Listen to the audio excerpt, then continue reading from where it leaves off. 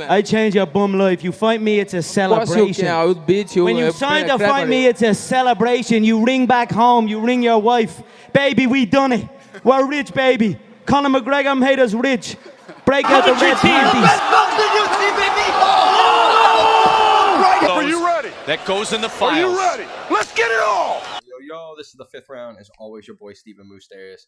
And guys, I'm just going to get straight into it. I'm on a roll right now. It's UFC 287 fight week, which I've been geeked for. I mean, honestly, I'm geeked for every fight week, even if it's a fight night. I don't care what it is. I'm geeked for every fight night, fight week. Bellator, it won championship. It doesn't matter. I'm pretty geeked for it. But when we're talking UFC, we've been pretty lucky as fans this last month. Third pay-per-view in pretty much a month span. And they've all been stacked from, top to bottom. So, I mean, I'm absolutely blessed as a fan. But, clearly this weekend, another one, top to bottom. We got Izzy Pereira, Gilbert Burns, Masvidal, Kevin Holland, that whole drama with Masvidal, which I don't know what the fuck's going on. I'm a little worried with that. But, you got Ponzinibbio, you got Raul Rosas Jr., you got all these things going on. But I really feel like the guy who has the chance to be the biggest star after this weekend, and, at least jumping from certain spots to, how much traction they gain, I'm really thinking into Adrian Yanez here. And I don't want to sound like anybody's overlooking him, because you guys shouldn't be, but I also am very understanding. Not many people know this guy yet. And he's got a huge chance here against Rob Font, who is a well-known name. But Adrian Yanez, the reason I love this kid, he's got 4 straight wins in the UFC, and he's got that one with the Dana White Contender Series, and he's always finishing but one fight. He had a split decision and a great fight. But, the one take from him, I guess, if you're looking at him from, an honest here and unbiased, position, it's like he hasn't fought, the greatest yet of talent that we can see in the UFC. He's fighting great talent, don't get me wrong, but at least when it comes to a household name, a veteran that we know that can give him work, and, the top 10, top 8, top 7, we haven't seen quite yet from him yet.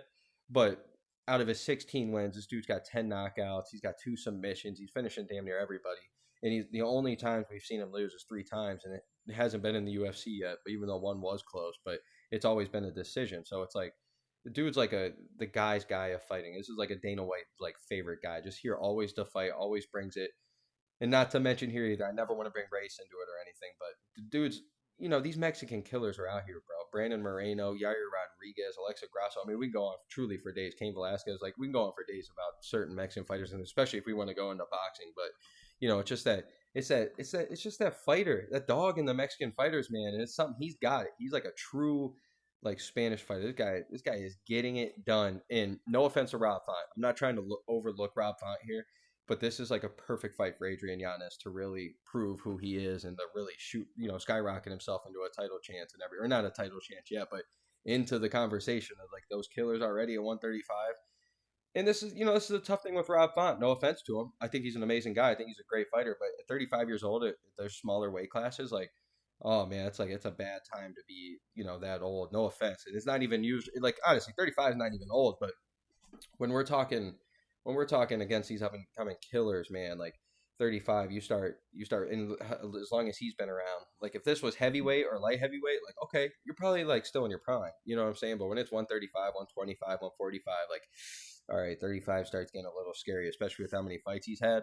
And, the other 2 things I also want to mention is we saw him get beat pretty bad against Jose Aldo. He got beat up pretty good. It was probably his first time we've really seen him get touched up in the UFC. And then clearly he gets that win against Cody Garbrandt. But, can we, I'm not trying to be a dick here, but can we count that as a big win? And then we see him get absolutely torched by Chito Vera last year.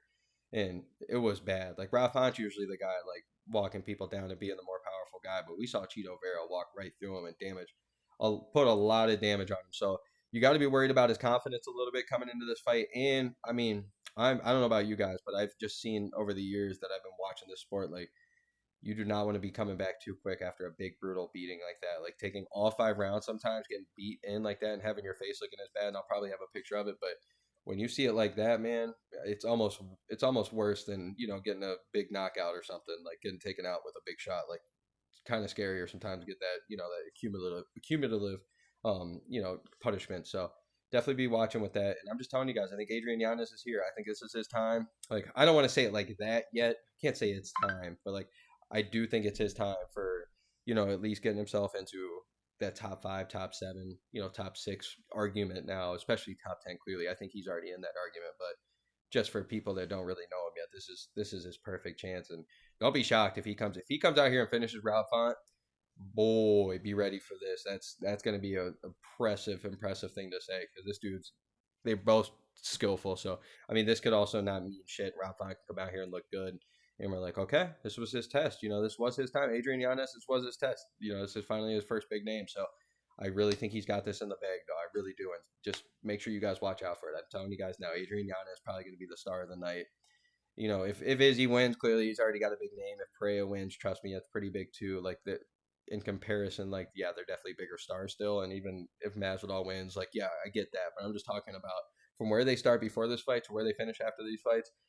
I think he's going to be star of the night. So, as always, your boy Stephen Moustaris. Let's go, baby. UFC 287, baby.